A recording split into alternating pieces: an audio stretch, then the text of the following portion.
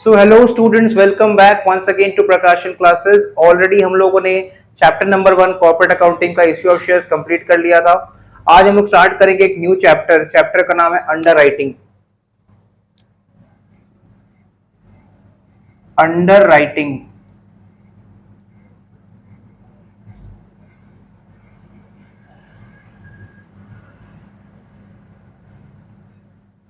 Of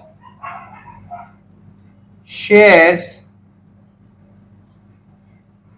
and debentures. तो chapter का नाम है underwriting of shares and debentures.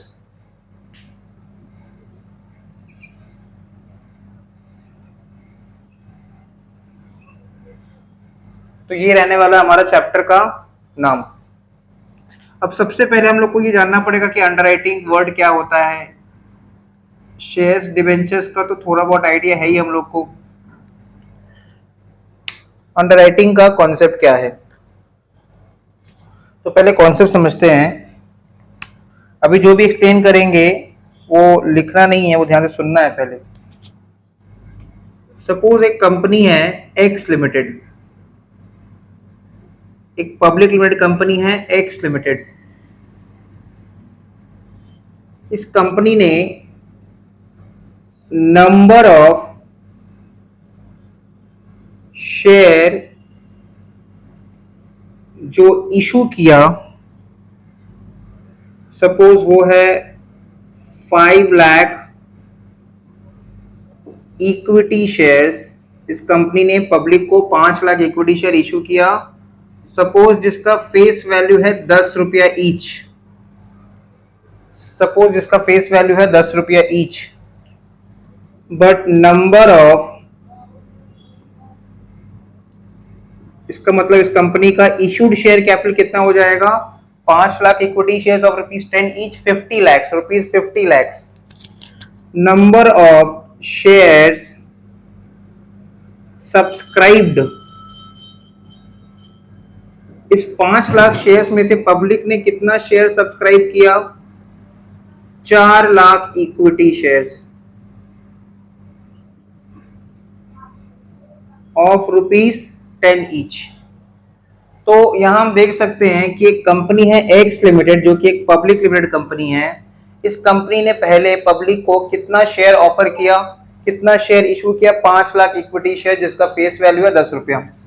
And number of share subscribe, मतलब पब्लिक ने उसमें से कितना शेयर परचेज कर लिया, 4 lakh equity shares of ₹10 each.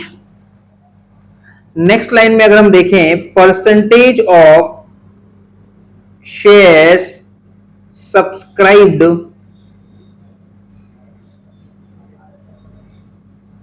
Is equals to, कितना परसेंट शेयर सब्सक्राइब हो गया। मतलब कंपनी अगर 5 लाख शेयर इशू किया और पब्लिक ने 4 लाख शेयर खरीद लिया, तो कितना परसेंट खरीद लिया।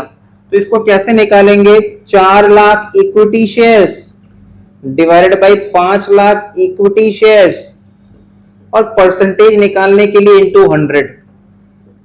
तो ये कितना आ रहा है, 80%। इसका मतलब ये है, इस डेटा का मतलब ये है कि एक कंपनी है एक्स लिमिटेड जिसने शेयर कितना इशू किया था पब्लिक को, कितना शेयर ऑफर किया था, 5 लाख इक्विटी शेयर जिसका फेस वैल्यू 10 रुपया करके है। उसमें से कितना शेयर सब्सक्राइब हो गया bye general public. General public ने 4 लाख इक्विटी शेयर परचेज किए जिसका फेस वैल्यू 10 रुपया करके है। तो 5 लाख में से अगर पब्लिक ने 4 लाख शेयर्स खरीद लिया,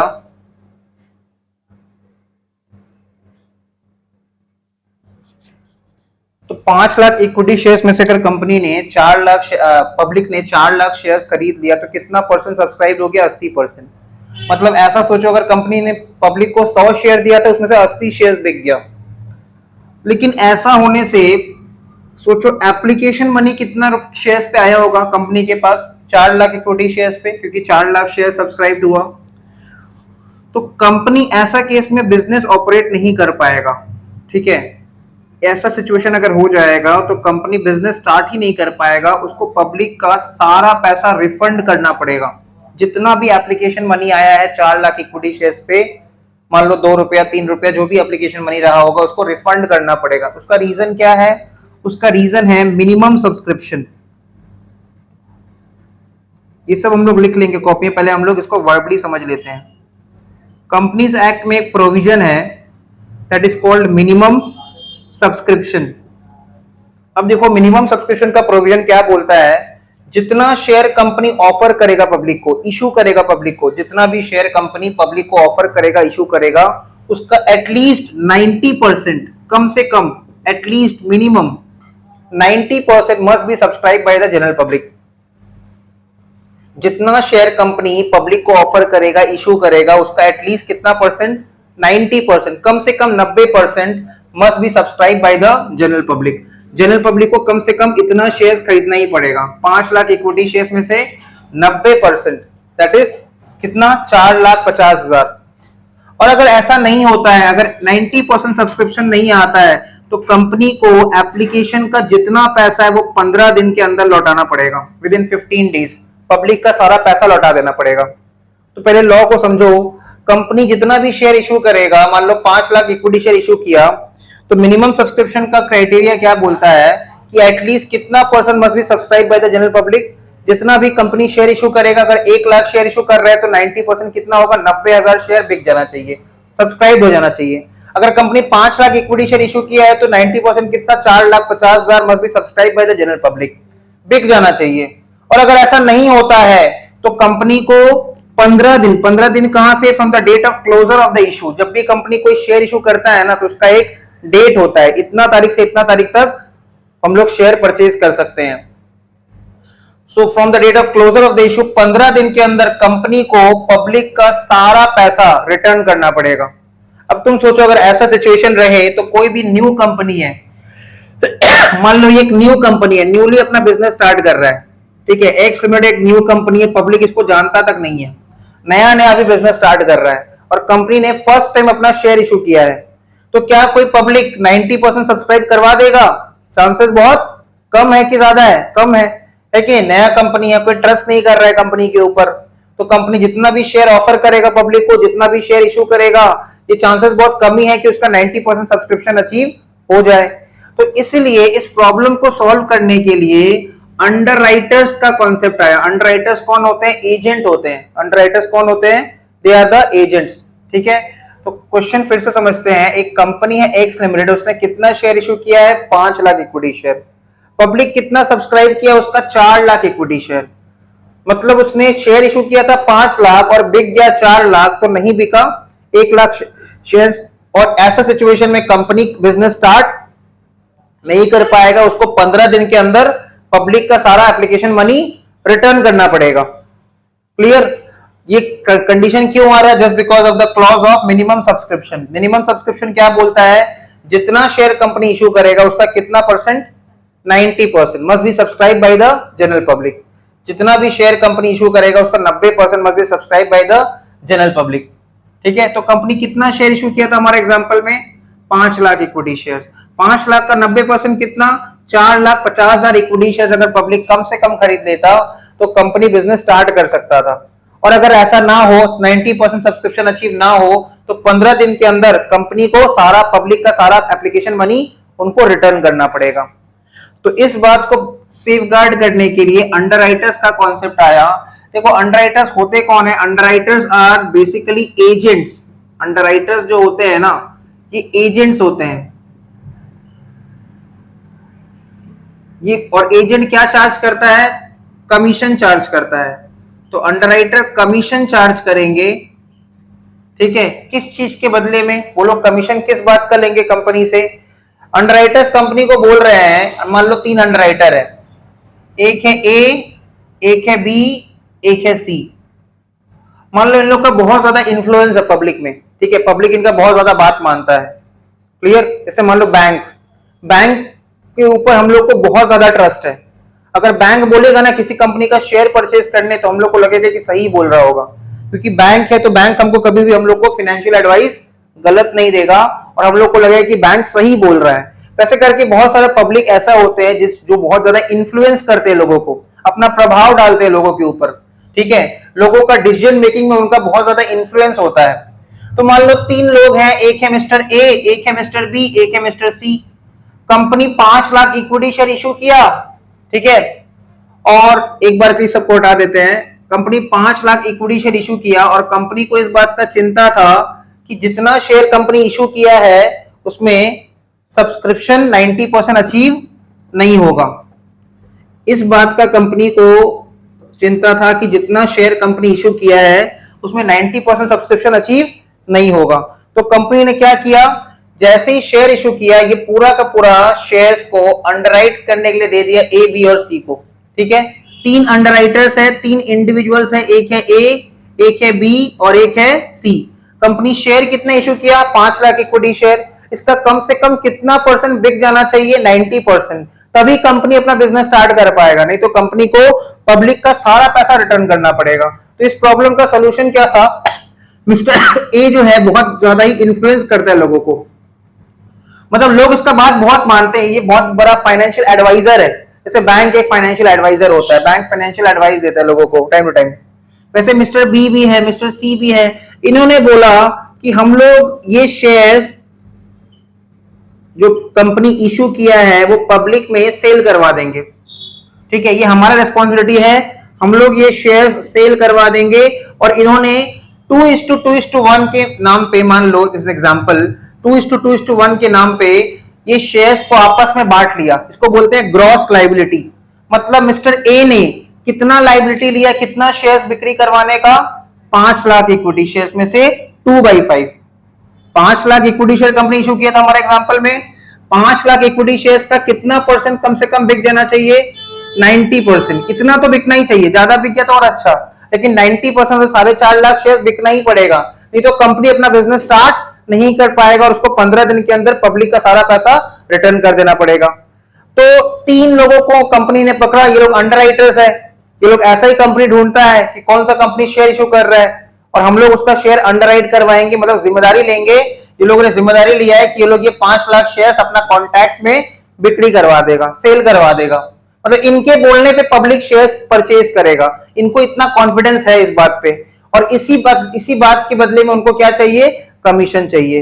बिकॉज देखो ये लोग रेस्पॉन्सिबिलिटी ले रहे हैं ना, अगर 5 lakh equity share company issue किया है और उसका 2:2:1 में डिवाइड हुआ है लायबिलिटी, तो उस हिसाब से ए का लायबिलिटी कितना, 2 लाख शेयर्स के लिए इसने बोला है कि ये 2 लाख शेयर्स बिक्री करवा देगा, इसने भी 2 लाख, और सी बोल रहा है कि हम 1 लाख करवा पाएंगे। तो ए ने बोला है कि वो 2 लाख शेयर तो ऐसे ही बिक्री करवा देगा, सेल करवा देगा, और कंपनी को 2 लाख शेयर पे 10 रुपए करके आ भी जाएगा। मतलब ए बिजनेस को श्योरिटी दे रहा है, कितना कैपिटल लाके देगा वो, 20 लाख रुपया, 20 लाख का श्योरिटी दे रहा है, और बदले में ए क्या बोलेगा कि इसके बदले हमको कमीशन चाहिए, बदले में ए बोलेगा कि इस चीज के बदले हम लोग को कमीशन चाहिए।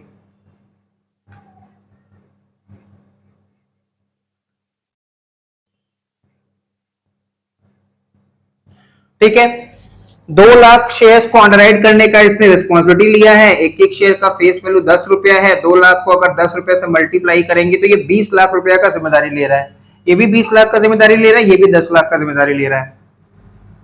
अब अगर इनके बोलने पे भी पब्लिक ने शेयर परचेज नहीं किया, मान लो ऐसा हुआ कि ए ने रिस्पॉन्सिबिलिटी लिया था 2 लाख शेयर्स अंडरराइट करने का, सेल ऑफ करवाने का, पब्लिक इसका बात पूरा नहीं माना, मान लो इसका बोलने पे 1,70,000 शेयर बिक गया, इसके बोलने पे 1,70,000 शेयर बिक गया।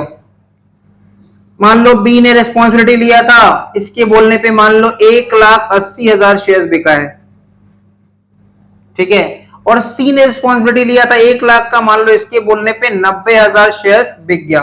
मतलब ये जो सर्कल किए हैं ये शेयर सब्सक्राइब्ड है बाय द जनरल पब्लिक, ये वो शेयर्स है जो सब्सक्राइब्ड है बाय द जनरल पब्लिक। तो देखो कंपनी शेयर कितने इशू किया था, 5 लाख, उसमें से जनरल पब्लिक ने कितना शेयर खरीदा, थोड़ा जोड़ लगाओ, 1,70,000 और 1,80,000 कितना, 3,50,000, 3,50,000 और 90 कितना, दैट इज 4,40,000। क्लियर। अभी भी देखो मिनिमम सब्सक्रिप्शन का क्राइटेरिया फुलफिल नहीं हुआ, तो अंडरराइटर्स ने रिस्पॉन्सिबिलिटी लिया था कि वो लोग शेयर बिक्री करवाएंगे। तो 5 लाख में अंडरराइटर्स के बोलने पे इतना शेयर जनरल पब्लिक ने खरीद लिया, जिसका टोटल आ रहा है 4,40,000। रिमेनिंग कितना शेयर बच गया, 60,000 शेयर, 60,000। तो वो 60,000 शेयर कौन कितना खरीदेगा? 2 लाख में एक, इसने 2 लाख का रेस्पॉन्सिबिलिटी लिया था, इसके बोलने पे 1,70,000 शेयर ही बिका है, तो ए पर्सनली खरीदेगा, अंडरराइटर पर्सनली सब्सक्राइब करेगा, कितना शेयर? 30,000 शेयर। बी कितना शेयर इशू किया, लाइबिलिटी लिया था कितना शेयर्स का? 2 लाख का, और पब्लिक इसके बोलने पे कितना शेयर सब्सक्राइब किया? 1,80,000। तो बी पर्सनली कितना खरीदेगा? 20,000। बी पर्सनली कितना खरीदेगा? 20,000। सी ने लाइबिलिटी लिया था 1 लाख शेयर बिक्री करवाने का, और इसके बोलने पे 90,000 शेयर बिक गया, तो ये पर्सनली कितना खरीदेगा? 10,000। तो देखो कुल मिला के सब्सक्राइब हो गया ना, ये जनरल पब्लिक वाला है, राउंड वाला। तो इसका कॉन्सेप्ट क्या है कि अंडरराइटर्स लोग ऑफर करेंगे पब्लिक को एडवाइस देंगे कि इस कंपनी का शेयर परचेज करो, और अगर पब्लिक शेयर परचेज नहीं करता है तो अंडरराइटर्स लोग पर्सनली परचेज करेंगे। तो यहां तक एक एग्जांपल को फिर से एक बार देख लेते हैं, फिर इसमें और डिटेल में जाएंगे। कंपनी शेयर कितना इश्यू किया था? 5 लाख इक्विटी शेयर। इसका कम से कम कितना परसेंट सब्सक्राइब हो जाना चाहिए? 90%, मतलब 4.5 लाख शेयर। तो कंपनी को डर था इस बात का, कंपनी नया कंपनी था, उसको डर था कि उसका सब्सक्रिप्शन अचीव 90% अचीव नहीं होगा। तो कंपनी ने क्या किया? अंडरराइटर्स को पकड़ा, mister A, mister B, mister C, इन्होंने रिस्पॉन्सिबिलिटी लिया कि ये लोग 5 लाख इक्विटी शेयर्स अंडरराइट करेंगे। कौन सा रेशियो में? 2:2:1। इसको बोलते हैं हम लोग ग्रॉस लाइबिलिटी। इसको हम लोग क्या बोलते हैं? Gross liability. तो ए ने रिस्पॉन्सिबिलिटी लिया था कि वो 2 लाख शेयर सेल करवा देगा, बी ने रिस्पॉन्सिबिलिटी लिया था कि वो 2 लाख शेयर सब्सक्राइब करवा देगा, सी ने रिस्पॉन्सिबिलिटी लिया था कि वो 1 लाख शेयर सब्सक्राइब करवा देगा। अब देखो ए के बोलने पे पब्लिक ने कितना शेयर परचेज किया? मान लो ये पब्लिक वाला है, ए के बोलने पे पब्लिक ने कितना शेयर सब्सक्राइब किया? 1,70,000। तो कितना सब्सक्राइब नहीं हुआ जितना ये ने बोला था? 30,000। इतना कम पड़ रहा है, तो एजेंट ने तो लाइबिलिटी लिया था ना, जैसे जिम्मेदारी लिया था उसको जिम्मेदारी पूरा करना पड़ेगा। तो ए पर्सनली कितना खरीदेगा? अंडरराइटर्स 30,000। ये अंडरराइटर्स का लाइबिलिटी है, उनको इतना शेयर परचेज करना पड़ेगा। बी ने बोला था कि वो 2 लाख शेयर सब्सक्राइब करवा देगा, जिसमें से कितना उसने सब्सक्राइब करवा दिया पब्लिक को बोल बोल के? 1,80,000। तो वो खुद कितना खरीदेगा जो शॉर्टफॉल है, ठीक है। और सी ने 1 लाख शेयर बोला था कि वो सब्सक्राइब करवा देगा, और सपोज उसने 1 लाख, उसका बोलने पे पब्लिक ने 1 लाख शेयर सब्सक्राइब कर भी लिया, ठीक है, तब वो पर्सनली कितना खरीदेगा? कुछ नहीं खरीदेगा। क्लियर। और इस लायबिलिटी के बदले अंडरराइटर्स को क्या मिलता है? कमीशन मिलता है। अब आ जाते हैं नेक्स्ट एग्जांपल में।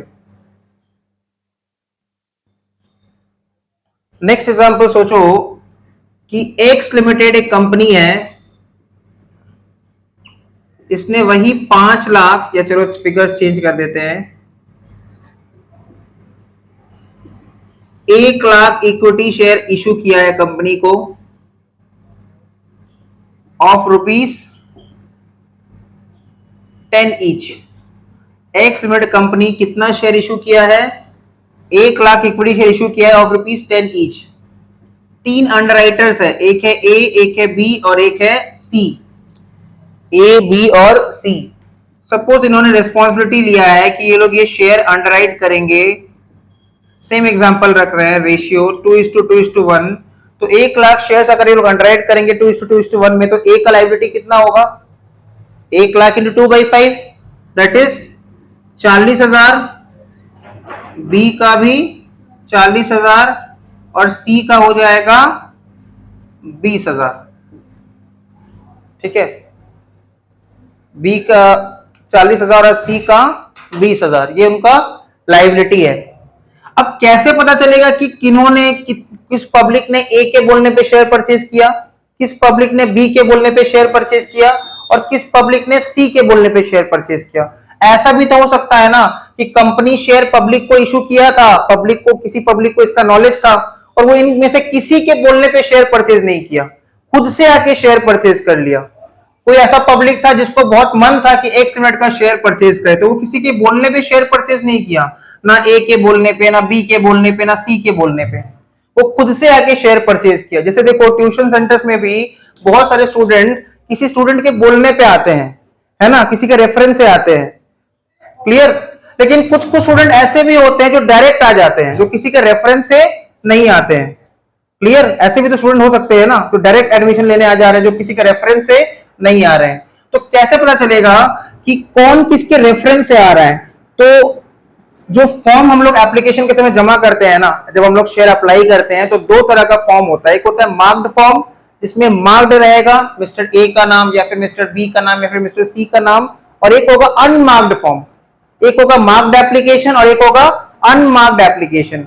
जो मिस्टर ए के बोलने पे आएगा, जो मिस्टर ए के बोलने पे आएगा, वो ऑब्वियस सा बात है मिस्टर ए वाला फॉर्म ही फिलअप करेगा। ऐसा तो है नहीं कि जो मिस्टर ए के इन्फ्लुएंस से आएगा वो मिस्टर बी वाला फॉर्म फिलअप कर दे, ऐसा तो होगा नहीं। क्लियर? तो जो मिस्टर ए के बोलने पे आएगा उसको हम यहां पे लिख रहे हैं less marked form, less marked forms. मान लो ए के बोलने पे 5000 मार्क्ड फॉर्म्स फिलअप हो गया था, 5000 मार्क्ड फॉर्म्स, या 15000 कर देते हैं, 15000 मार्क्ड फॉर्म्स फिलअप हो गया था। बी के कंटेक्स्ट में 27000 मार्क्ड फॉर्म्स और सी के कंटेक्स्ट में 12000 मार्क्ड फॉर्म्स। तो ए का लाइबिलिटी कितना था? 40000 का। मार्क्ड फॉर्म्स फिलअप हो गया कितना? उसके नाम पे 15000 का। तो अब उसका रिमेनिंग लाइबिलिटी कितना? 25000। उसका ये रिमेनिंग लाइबिलिटी है अभी के लिए। बी का लाइबिलिटी कितना था? 40000।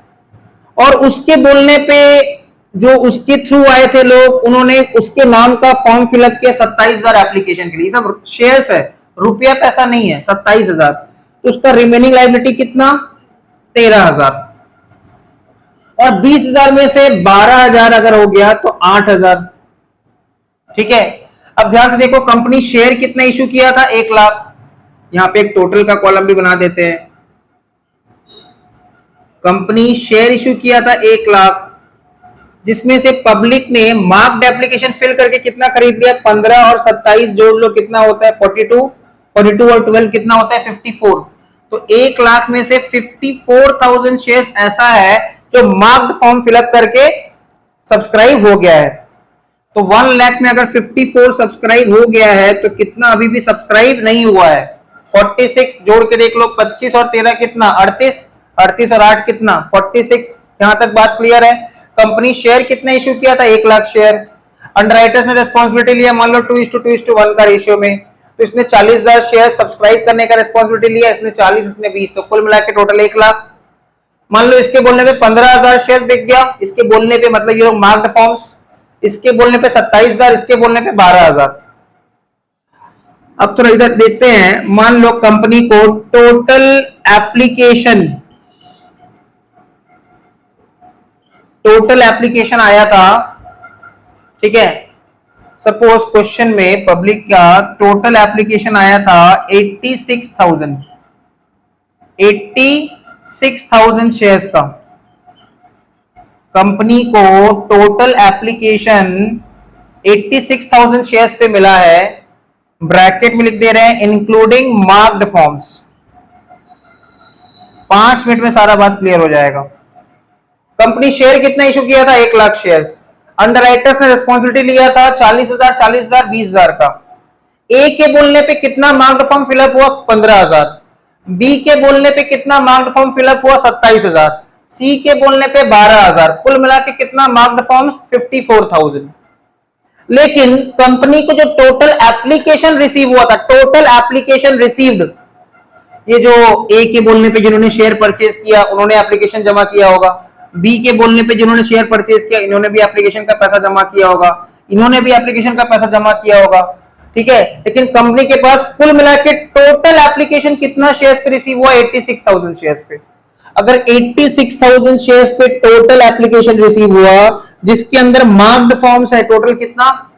54। तो अगर 86,000 टोटल एप्लीकेशन है, ठीक है, 86,000 टा है टोटल एप्लीकेशन और मार्क्ड एप्लीकेशन मा है, ठीक है, तो 86,000 टोटल एप्लीकेशन टा लेस मा, तो आ जाएगा उमा। ये उमा क्या है? Unmarked application. 86,000 माइनस 54,000 क्या जाएगा? Unmarked application. चीज को समझो, कंपनी के पास टोटल एप्लीकेशन कितना रिसीव हुआ? 86 from general public. Company share कितना इशू किया था? 1 लाख। कंपनी देखो शेयर इशू किया था 1 लाख, एप्लीकेशन आ गया 86,000। शेयर इशू किया था 1 लाख, एप्लीकेशन आ गया 86,000। तो कितना शॉर्टफॉल है? शेयर इशू किया था 1 लाख, एप्लीकेशन आ गया 86,000, शॉर्टफॉल कितना है? 14,000। क्वेश्चन ये है कि 14,000 शेयर्स कौन खरीदेगा? तो आंसर है अंडरराइटर्स खरीदेंगे, क्योंकि पब्लिक नहीं खरीदा बोल के कौन खरीदेगा? अंडरराइटर्स खरीदेंगे। लेकिन फिर क्वेश्चन ये है कि 14,000 शेयर्स में ए कितना खरीदेगा, बी कितना खरीदेगा और सी कितना खरीदेगा? उसी के लिए हम ये स्टेटमेंट बनाएंगे। ठीक है, उसी के लिए हम लोग ये स्टेटमेंट बनाएंगे। टोटल एप्लीकेशन कितना रिसीव हुआ पब्लिक से? 86,000। कंपनी शेयर कितना इशू किया था पब्लिक को? 1 लाख। इस टोटल एप्लीकेशन में मार्क्ड एप्लीकेशन, मार्क्ड फॉर्म्स कितना? 54,000। जो भी एप्लीकेशन आया है ना उसमें मार्क्ड एप्लीकेशन कितना है? 54,000। तो 86,000 माइनस 54,000 करो कैलकुलेटर में। 32,000। 32,000 कौन सा एप्लीकेशन हो गया? Unmarked application. अनमार्क्ड एप्लीकेशन जो ना तो ए के बोलने पे आया, ना तो बी के रेफरेंस से आया, ना तो सी के रेफरेंस से आया।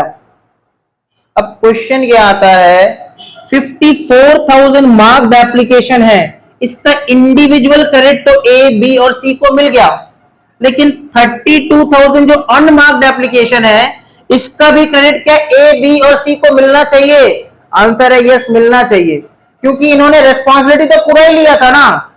इन्होंने शुरुआत में जिम्मेदारी तो पूरा ही लिया था, रिस्क तो पूरा ही लिया था। ऐसा भी तो हो सकता था कि ए ने 40,000 शेयर्स को सब्सक्राइब करने का रेस्पॉन्सिबिलिटी लिया और इसके बोलने पे 60,000 शेयर बिक जाए, ऐसा भी तो हो सकता है। क्लियर? ए ने सोचा था कि वो 40,000 शेयर सब्सक्राइब करवा देगा, बट हो सकता है कि इसने 60,000 करवा दिया, ये भी तो हो सकता था, वो एक्स्ट्रा काम भी तो कर सकता था। इसीलिए जो किसी के बोलने पे नहीं आया, अनमार्क्ड एप्लीकेशन, उसका भी बेनिफिट हम किसको दे देंगे? उसका भी क्रेडिट किसको दे देंगे? अंडरराइटर्स को ही दे देंगे। इसके पीछे लॉजिक क्या है? इन्होंने पूरा जिम्मेदारी लिया था, पूरा रेस्पॉन्सिबिलिटी लिया था शेयर्स को बिक्री करवाने का। अगर सोचो ये अनमार्क्ड नहीं आता तो भी ये कौन खरीदता? अगर ये एप्लीकेशन नहीं आता तो ये कौन खरीदता? अंडरराइटर्स ही खरीदते। तो भाई जब उनका रिस्क है तो बेनिफिट भी तो उन्हीं को मिलना चाहिए, जो रिस्क लेगा उसी को बेनिफिट मिलेगा। इसीलिए स्टेटमेंट को हम आगे बढ़ाएंगे। हमारे एग्जांपल में टोटल एप्लीकेशन कितना रिसीव हुआ? 86,000 और मार्क्ड एप्लीकेशन कितना दिख रहा है हम लोग को? 54,000।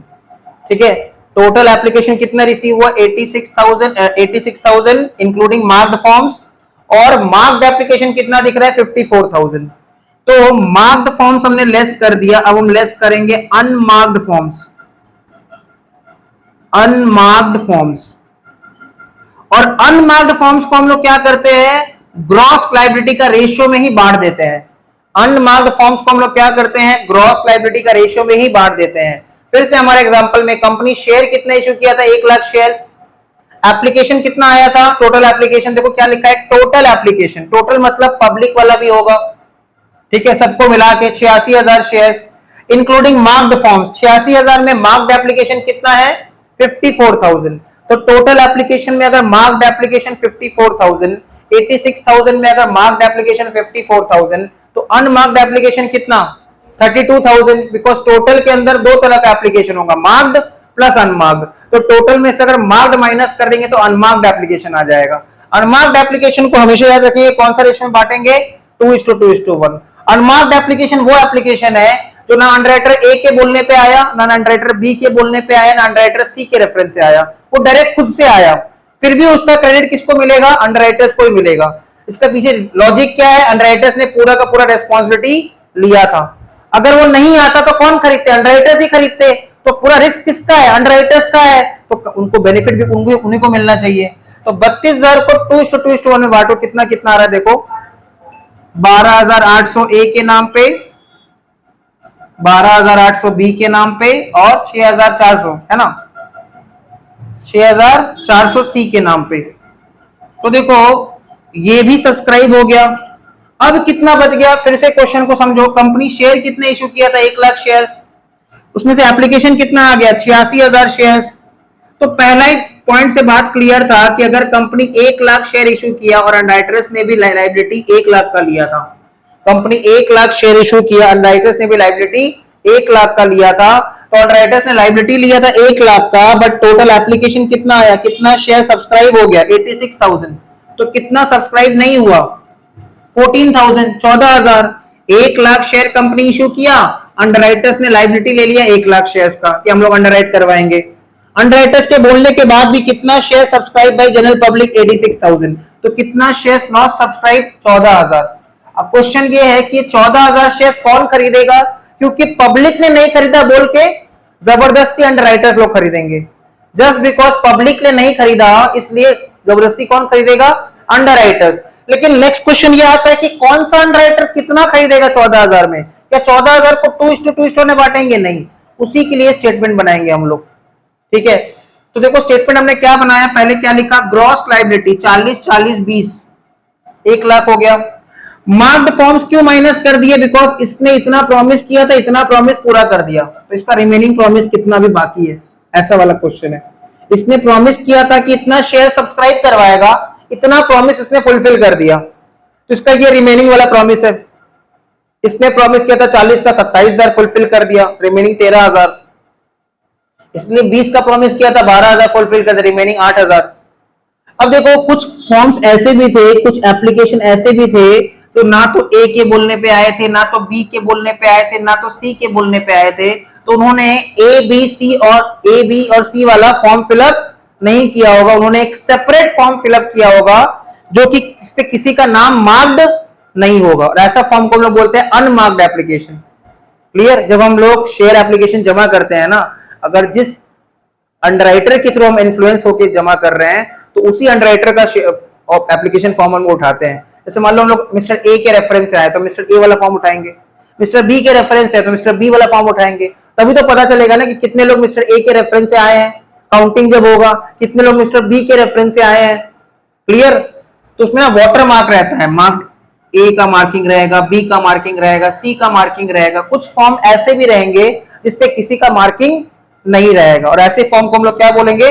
अनमार्क्ड फॉर्म या फिर अनमार्क्ड एप्लीकेशन। अनमार्क्ड एप्लीकेशन, तो अनमार्क्ड एप्लीकेशन वो एप्लीकेशन है जो जिसपे ना तो ए का रेफरेंस है, ना तो बी का रेफरेंस है, ना तो सी का रेफरेंस है, बट फिर भी उसका बेनिफिट किसको मिलेगा? उसका क्रेडिट किसको मिलेगा? अंडरराइटर्स को ही मिलेगा, क्योंकि इन्होंने पूरा जिम्मेदारी लिया था। और अनमार्क्ड एप्लीकेशन को कौन सा रेशियो में बांट देते हैं? In the ratio of gross liability. तो देखो 25,000 में 12,800 का क्रेडिट और दे दो इसको, इसका रिमेनिंग प्रॉमिस इतना फुलफिल करना था, 12,800 और इसको क्रेडिट दे दो, तो 12,800 क्रेडिट देने के बाद कितना आ रहा है? 12,200। तो नीचे लिख दे रहे हैं 12,200। 13,000 में से 12,800 इसने भी अपना प्रॉमिस फुलफिल कर दिया, तो इसका कितना बच गया? और 200।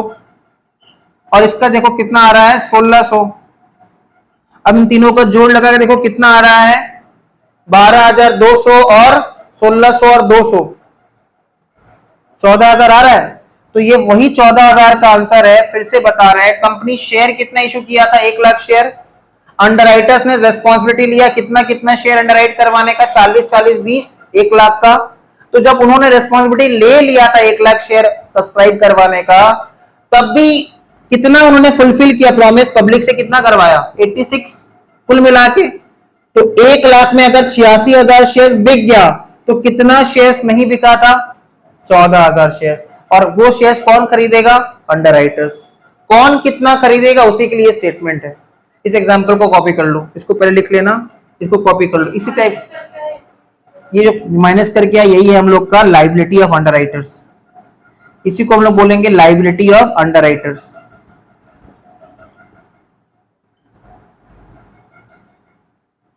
Liability of underwriters.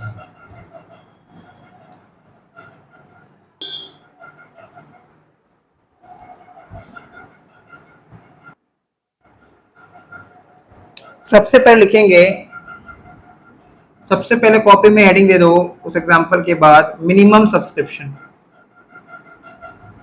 Minimum subscription.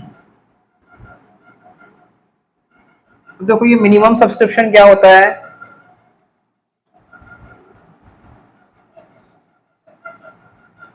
Number of shares issued by a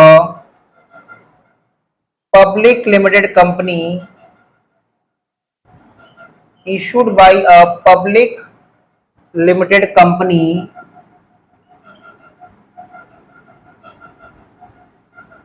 must be, देखो शैल भी नहीं लिख रहे हैं, मस्ट बी, जरूर से जरूर, must be subscribed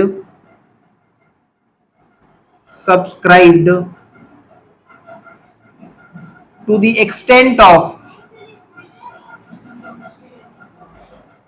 extent of, at least 90%,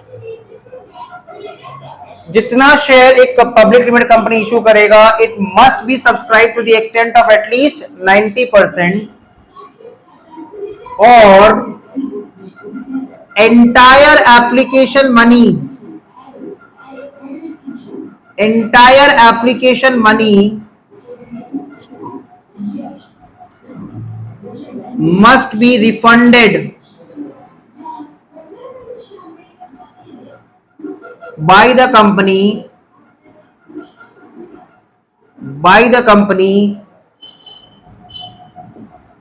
to the general public,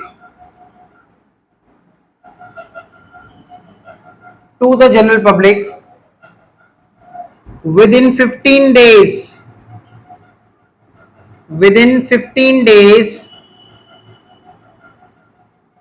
from the date of closure of the issue,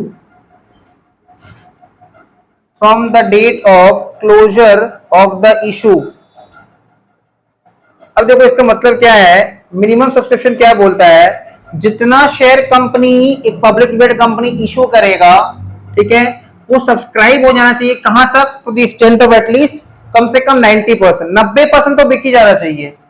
और अगर ऐसा नहीं होता है तो एंटायर एप्लीकेशन मनी, पूरा का पूरा एप्लीकेशन मनी कंपनी को रिफंड करना पड़ेगा, ठीक है, जनरल पब्लिक को, कितना दिन के अंदर, 15 दिन के अंदर, from the date of closure of issue.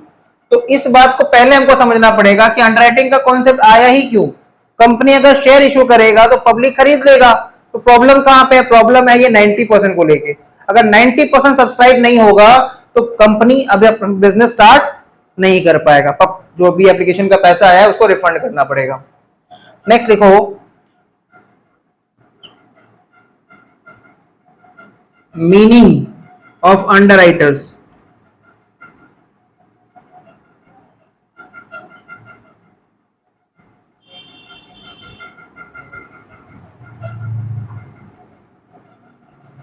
Underwriters are agents, bracket में लिख देंगे इंडिविजुअल, वो इंडिविजुअल भी हो सकता है, कॉमा कंपनी, वो कंपनी भी हो सकता है, कॉमा फर्म और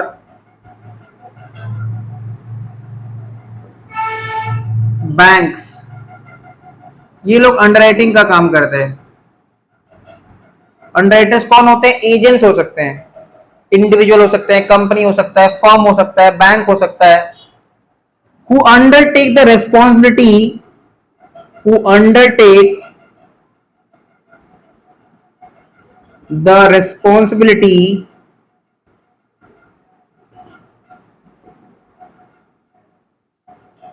for subscription, who undertakes the responsibility for subscription of shares, who undertake the responsibility for subscription of shares issued by the company, जिन्होंने जिम्मेदारी लिया है कि कंपनी जो शेयर इशू किया है उसको वो लोग सब्सक्राइब करवा देंगे। issued by the company in consideration of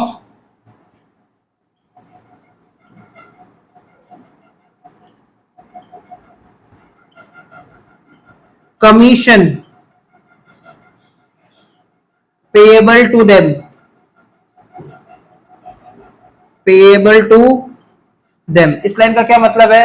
underwriters कौन होते हैं? एजेंट्स होते हैं। वो इंडिविजुअल हो सकता है, कंपनी हो सकता है, फर्म हो सकता है, बैंक हो सकता है, तो ये जिम्मेदारी लेंगे, हु अंडरटेक द रेस्पॉन्सिबिलिटी, जिम्मेदारी ले रहे हैं कि कंपनी का जो भी शेयर है उसको वो लोग सब्सक्राइब करवा देंगे।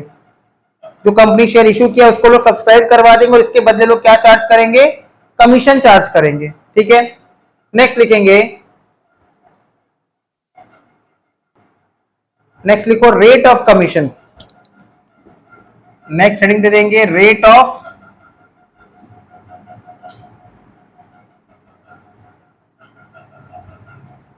कमीशन। तो इसके अंदर लिखेंगे point number 1,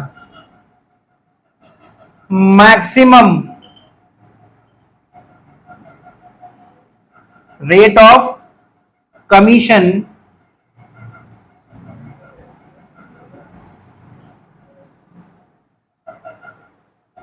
maximum rate of commission prescribed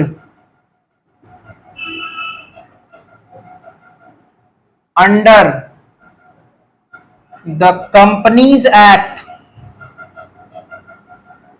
2013। देखो ये मैक्सिमम रेट है कमीशन का, जो कौन प्रेस्क्राइब किया है? The companies act 2013 will be, point number A, shares के कंटेक्स्ट में 5% ऑफ इशू प्राइस, शेयर्स के कंटेक्स्ट में 5% of issue price. Point number B, debentures के कंटेक्स्ट में 2.5% ऑफ इशू प्राइस, डिबेंचर्स के कंटेक्स्ट में 2.5% ऑफ इशू प्राइस। तो companies act देखो क्या बोल रहा है, दो बात बताया कंपनीज एक्ट, ये मैक्सिमम कमीशन है, मतलब इससे कम हो सकता है? हाँ बिल्कुल हो सकता है, ये मैक्सिमम है ना।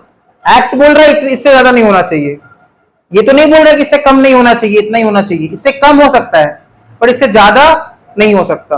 अंडरराइटर्स को जो कमीशन मिलेगा उसका मैक्सिमम रेट क्या रहेगा कमीशन का? जो कौन प्रेस्क्राइब करता है? कंपनीज एक्ट 2013 बोल रहा है शेयर्स के कंटेक्स्ट में 5% ऑफ द इशू प्राइस। जितना इशू प्राइस होगा, इशू प्राइस क्या होता है? फेस वैल्यू प्लस प्रीमियम, है ना? या तो शेयर्स पार में इशू हुआ है या तो प्रीमियम में इशू हुआ है, समटाइम्स डिस्काउंट में इशू होता है, जनरली होता नहीं है।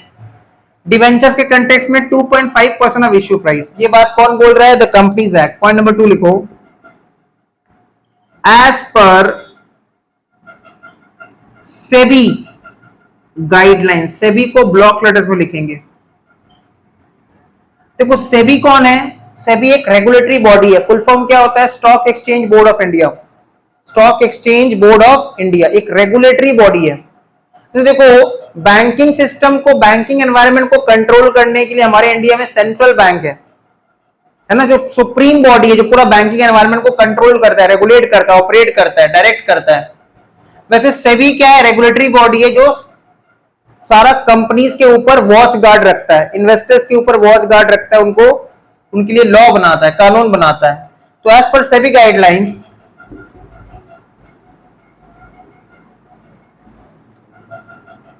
Comma rate of commission for underwriting, rate of commission for underwriting will be 2.5%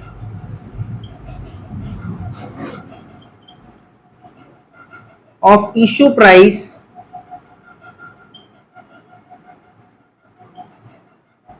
of shares and debentures। अब इस लाइन का क्या मतलब है? सेबी बोल रहा है कि रेट ऑफ कमीशन अंडरराइटिंग के लिए जो रहने वाला है वो कितना परसेंट रहने वाला है? 2.5%। 2.5% किसका? इशू प्राइस का, चाहे वो शेयर्स हो चाहे वो डिवेंचर्स हो। तो दो अलग अलग बात हो गया। कंपनीज एक्ट कितना बोल रहा है? शेयर्स के लिए 5% ऑफ इशू प्राइस और डिवेंचर्स के लिए 2.5। एक बात देखो तो कौन बड़ा है, सेबी बड़ा है कि कंपनीज एक्ट बड़ा है?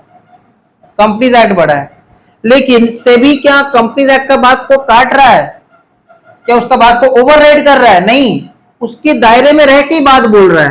कंपनीज एक्ट बोल रहा है 5% ऑफ इश्यू प्राइस, सेबी बोल रहा है 2.5%, तो ये इसका बात को ओवरराइड नहीं कर रहा है। इसीलिए जब सम लोग करेंगे ना, बहुत बार लिखा रहेगा मैक्सिमम कमीशन जो हम लोग को अलाउ करना है, तो हम लोग सेबी वाला बात को फॉलो करेंगे। क्लियर? सेबी वाला बातों को फॉलो करेंगे। नेक्स्ट, अब हम लोग फटाफट फॉर्मेट भी लिख लेते जो कि हम लोग एग्जांपल में भी किए थे।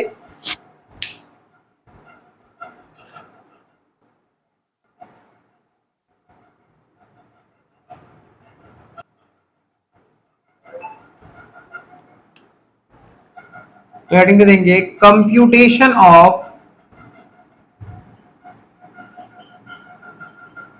लाइबिलिटी ऑफ अंडरराइटर्स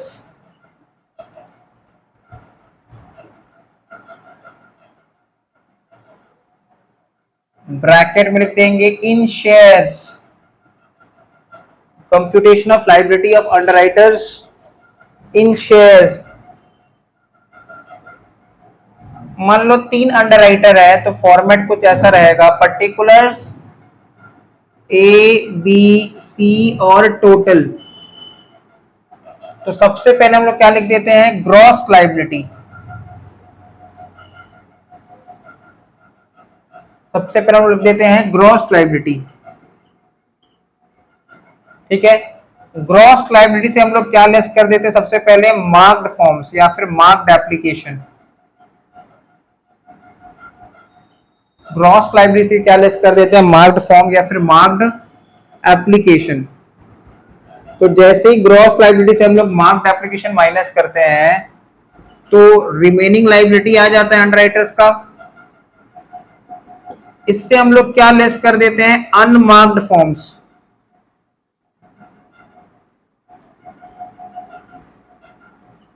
या फिर अनमार्क्ड एप्लीकेशन। याद रखना, अनमार्क्ड एप्लीकेशन भी किस में बांट देते हैं, अंडरराइटर्स में, in the ratio of gross liability. ये लिख देते हैं यहां पे, in the ratio of gross liability. Unmarked forms को बांट देंगे। कभी कभी क्या हो सकता है ना, हम लोग देखेंगे किसी का ना नेगेटिव आ गया, नेगेटिव आ गया मतलब सरप्लस, वो हम लोग जब सम्स करेंगे तब देखेंगे। कभी कभी देखेंगे कि किसी एक का नेगेटिव आ गया, मान लो बी का नेगेटिव आ गया। नेगेटिव मतलब बी ने सपोज रेस्पॉन्सिबिलिटी लिया था कि वो 20,000 शेयर अंडरराइट करेगा, और उसके बोलने पे 22,000 शेयर बिक गया। तो काम उसने ज्यादा कर दिया कि कम? ज्यादा कर दिया। तो जो उसने काम ज्यादा कर दिया ना, ये बेनिफिट, ज्यादा वाला बेनिफिट बी को नहीं मिलेगा। वो एक्स्ट्रा काम जो बी ने कर दिया, वो बेनिफिट किस में बांट दिया जाएगा, ए और सी में। ठीक है, वो एक्स्ट्रा काम जो बी ने कर दिया, वो किसका काम कम कर दिया, ए और सी का। अगर वो काम ज्यादा ही करने वाला था, तो उसको शुरू में बोलना चाहिए था कि हम ज्यादा करेंगे, और उसने कुछ सोच समझ के तो अंडरराइट किया होगा ना 20,000 शेयर्स। अगर हम 20,000 शेयर्स का रिस्पॉन्सिबिलिटी लेते हैं, कल को मेरे बोलने पे 25,000 शेयर्स बिक जाएगा, तो हमको कमीशन 20,000 पे मिलेगा, बिकॉज हमने शुरू में ही जब रेस्पॉन्सिबिलिटी लिया था तो 20,000 शेयर्स का रिस्पॉन्सिबिलिटी लिया था। तो ये जो नेगेटिव आएगा, इसमें हम लोग कुछ एडजस्टमेंट करेंगे। ठीक है, plus oblique minus, plus oblique minus. ठीक है, सरप्लस ऑब्लिक डेफिसिट। क्लियर? या फिर ऐसे लिख दो, adjustment for surplus oblique deficit, plus oblique minus adjustment for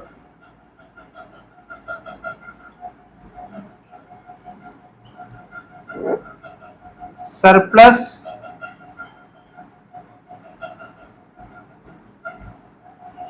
oblique deficit. तो ये जो बी में नेगेटिव आया, उसको हम लोग पॉजिटिव कर देंगे और उसका सरप्लस को ए और सी में बांट देंगे। तो फाइनली हम लोग को मिल जाएगा कि कौन सा अंडरराइटर कितना शेयर्स परचेज करेगा।